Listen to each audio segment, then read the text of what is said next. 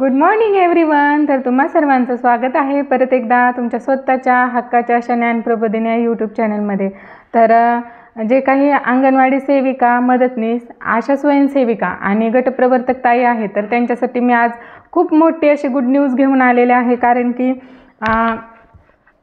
त्यांना बऱ्याच दिवसांपासून पेमेंटचं वगैरे प्रश्न असायचा किंवा मानधन वगैरे वेळेत मिळत नव्हतं आणि जे मिळत होतं ते खूप कमी मिळत होतं. त्यामुळे आता त्यांना या मानधनाबाबतची खूप मोठी अशी गुड न्यूज मी तुम्हाला सांगणार आहे. त्यामुळे व्हिडिओमधून स्किप करू नका, कारण व्हिडिओ इतका खास आणि व्यवस्थित असं तुम्हाला मी व्यवस्थितरित्या समजून सांगणार आहे की तुमचं मानधन वगैरे कसं वाढणार आहे किंवा पेन्शन, ग्रॅज्युटीचा प्रश्न कशा प्रकारे मार्गी लागणार आहे. त्यामुळे व्हिडिओमधून स्किप करू नका ताई. बघा, तर काय झालेलं आहे, राज्य शासनाने केंद्रीय कर्मचारी आणि पेन्शनधारक यांच्यासाठी 8वा वेतन आयोग लागू करण्याचे संकेत दिले आहेत. म्हणजे आता लवकरच आपल्या इथं केंद्र शासनाचा 8वा वेतन आयोग लागू होणार आहे. तर हा असणार आहे केंद्रीय कर्मचारी आणि पेन्शनधारक. तर अशी घोषणा केंद्रीय मंत्री अश्विन वैष्णव यांनी जाहीरपणे पत्रकार परिषदेमध्ये दिलेली आहे. त्यामुळे केंद्रीय कर्मचारी आणि पेन्शनधारक यांना 8वा वेतन आयोग लागू होणार व त्यासोबतच म्हणजे केंद्र सरकारने जर 8वा वेतन आयोग लागू केला तर त्यासोबत राज्य सरकार देखील थोड्या दिवसांनंतर या आपल्या जे काही राज्य कर्मचारी आहेत त्यांना देखील हा 8वा जो वेतन आयोग आहे तो लागू करणार आहेत. त्यामुळे ही खूप मोठी गुड न्यूज आहे. तर परंतु तुम्ही काय म्हणताल की केंद्र शासनाने केंद्रीय कर्मचारी आणि पेन्शनधारक यांच्यासाठी हा 8वा वेतन आयोग लागू होणार आहे. तर यामध्ये आशा स्वयंसेविका असतील, गटप्रवर्तक ताई असतील किंवा अंगणवाडी सेविका, मदतनीस असतील, तर त्यांना कशा प्रकारे फायदा होईल किंवा त्यांना कसा फायदा होऊ शकतो, कारण त्यांना तर कर्मचाऱ्याचा दर्जा वगैरे नाही आणि त्या मानधनावरती काम करतात.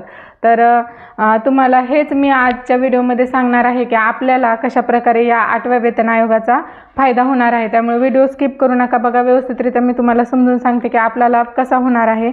बघा, केंद्रीय कर्मचारी, पेन्शनधारक व आशा अंगणवाडी यांचं काम कुठे आहे. ज्या वेळेस केंद्र सरकार, राज्य सरकार वेतन आयोगाची घोषणा करत असते त्यावेळी केंद्र व राज्य सरकारच्या अखत्यारीमध्ये असलेल्या सर्वच्या सर्व कर्मचारी, सेवक, मानधन तत्वावर काम करणाऱ्या सर्वांचा समावेश होत असतो. म्हणजे इथून मला तुम्हाला काय सांगायचं आहे की जर केंद्र सरकारने समजा हा 8वा वेतन आयोग केंद्रीय कर्मचारी आणि पेन्शनधारक यांच्यासाठी लागू केला तर आपल्याला देखील, तुम्हाला माहीत आहे, आपल्याला देखील आपण जरी आशा स्वयंसेविका असू, गटप्रवर्तक असू किंवा मग आपल्या अंगणवाडी ताई असतील किंवा मदतनीस असतील, म्हणजे सेविका मदतनीस असतील, यांना देखील केंद्र सरकारकडून मानधन मिळत आहे. म्हणजे केंद्र सरकारचा जे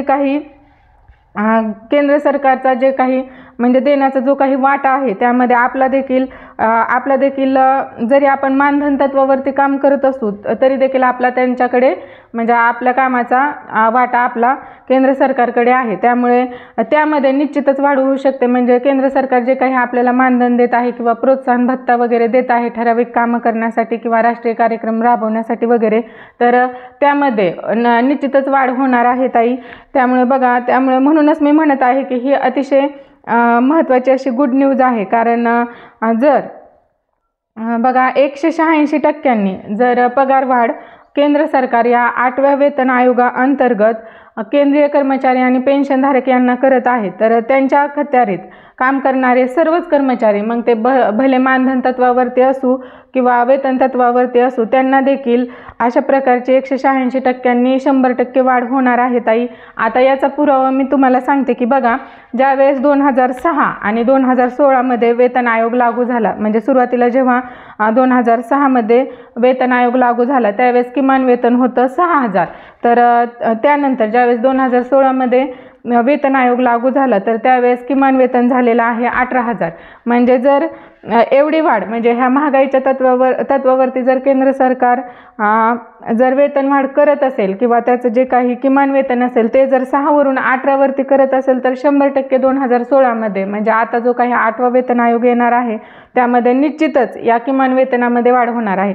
मग जर ही वाढ केंद्रीय कर्मचाऱ्यांना लागू असेल, पेन्शनधारकांना लागू असेल, तर त्यांच्या म्हणजे केंद्र शासनाकडून आपण जे काही मानधन घेत आहोत, म्हणजे आपण आशा स्वयंसेविका असू, अंगणवाडी ताई सेविका असू, गटप्रवर्तक असू किंवा मदतनीस असू, आपण त्यांच्याकडून जी काही मानधन घेत आहोत तर त्यामध्ये 100% आपली देखील वाढ ही 186%च्या प्रमाणात नक्कीच होणार आहे. तर बघा, केंद्र सरकारचा वाटा असणाऱ्या सर्वच घटकांना लाभ हा 100% होणार आहे. बघा, मग ते सेवक असो, कर्मचारी असो, मानधन तत्वावर काम करणारे असो. ज्याप्रमाणे 2006 मधून 16 मध्ये जाताना ज्यावेळेस वेतन आयोग लागू झाला, तर त्यावेळेस जसं वेतन वाढलं तसं आता देखील 2026 मध्ये 100% ही वाढ होणारच आहे. त्यानंतर बघा, राज्य सरकार ही निर्णय घेत असतो. राज्य सरकार 8वा वेतन आयोग लागू करणार आहे. केंद्र सरकारचा वाटा असणार तर महागाई टक्का, येण्या जाण्याचा खर्च, म्हणजे ज्या ठिकाणी केंद्र सरकारचा वाटा, म्हणजे आपल्या मानधनामध्ये ज्या ठिकाणी केंद्र सरकार आशाताई असेल, अंगणवाडीताई असेल किंवा जे काही गटप्रवर्तक वगैरे असेल त्यांना जे काही TA बिल म्हणजे महागाई भत्ता असेल किंवा TA बिल असेल, DA असेल, हे 100% वाढवून देणार आहे. त्यामुळे निश्चितच आपल्याला याचा फायदा होणार आहे. तर बघा, तर एप्रिल 2024 पासून, म्हणजे एप्रिल 2024 पासून आशांना मानधनवाढ झालेला आहे. तर ज्या काही अंगणवाडी सेविका मदतनीस आहेत त्यांना ऑक्टोबर पासून वाढ झाली आहे व ही वाढ आपल्याला म्हणजे भेटत आहे. तर ही जर वाढ भेटत असेल तर 100% आपल्याला ही जी काही 186% केंद्रीय कर्मचारी असतील किंवा पेन्शनधारक असतील यांना 8व्या वेतन आयोगानुसार होणारी वाढ आपल्याला देखील 100% लागू होणार आहे. तर बघा कशा प्रकारे वाढ होईल. आणि जर ही वाढ झाली म्हणजे समजा आपलं जे काही रेग्युलर पेमेंट आहे त्यामध्येच थेट वाढ होऊ शकते आणि त्या प्लस जे काही आपल्याला प्रोत्साहन भत्ता मिळत आहे त्यामध्ये देखील आपल्याला वाढ भेटू शकते. तर बघा, त्यामुळे जर आता टोटल जे काही रेग्युलर पेमेंट आहे यात जर वाढ झाली आणि प्रोत्साहन भत्त्यामध्ये जर वाढ झाली तर साधारणतः आपलं पेमेंट 15,000च्या पुढे जाऊ शकतं. जर हे पेमेंट 15च्या पुढे गेलं व निश्चित अशी रक्कम जर आपल्याला भेटत असेल तर त्यामुळे जर जी काही पेन्शन असेल किंवा ग्रॅज्युटी असेल याचा प्रश्न देखील मार्गी लागू शकतो. कारण आपल्याला भेटणारी रक्कम जर जास्त असेल तर त्यातून काही भाग कट करून सरकार आपल्याला ती ग्रॅज्युटी वगैरे देऊ शकतं. तर त्यामुळे पेन्शनचा किंवा ग्रॅज्युटीचा प्रश्न देखील मार्गी लागू शकतो. कारण निश्चित अशी रक्कम जर आपल्यापाशी जास्त प्रमाणात रक्कम जमा झाली तर वेतन श्रेणी जरी नसेल तरी देखील वेतन श्रेणी जरी आपल्याला लागू झाली नाही तरी देखील आपल्याकडची रक्कम वाढली तर आपल्या ह्या रक्कमेमधून आपण ठराविक पैसे सरकारकडे कपात करून दिले तर आपल्याला ग्रॅज्युटी वगैरे नक्की भेटू शकते. त्याचप्रमाणे जर आपण समजा FD केली किंवा OD सुद्धा आपण मिळवू शकतो. जर रक्कम आपल्याकडची जर रक्कम वाढत असेल तर आपल्याला पुढचे म्हणजे जे काही पेन्शनचा प्रश्न असेल किंवा ग्रॅज्युटीचा प्रश्न असेल तो देखील वाढू शकतो. तर बघा, त्यामुळे आपण इतक्या दिवसात जी काही आंदोलने वगैरे करत आहोत की आपलं वेतनामध्ये म्हणजे वेतन श्रेणी भेटावी किंवा मानधनामध्ये वाढ व्हावी, तर यासाठी आंदोलने करण्याची जी काही गरज आहे ती सुद्धा कमी होऊ शकते. कारण की डायरेक्ट जर 8वा वेतन आयोग लागू झाला तर केंद्र सरकारने त्याचं केंद्रीय कर्मचाऱ्यांना, पेन्शनधारकांना जर देणारा भागवाटा वाढवला तर आपल्याला देखील निश्चितच त्याच्याकडून जे काही मानधन मिळत आहे त्यामध्ये देखील सरकार वाढ करू शकते. त्यामुळे आणि जर केंद्राने त्याचा भागवाटा वाढवला तर म्हणजे किंवा 8वा वेतन आयोग लागू केला तर 100% राज्य सरकार देखील त्या थोड्या दिवसांनी म्हणजे 2-3 महिन्यामध्ये त्याचा 8वा वेतन आयोग लागू करू शकतो. त्यामुळे केंद्र सरकारकडून मिळणारं मानधन देखील आपल्याला वाढू शकतं.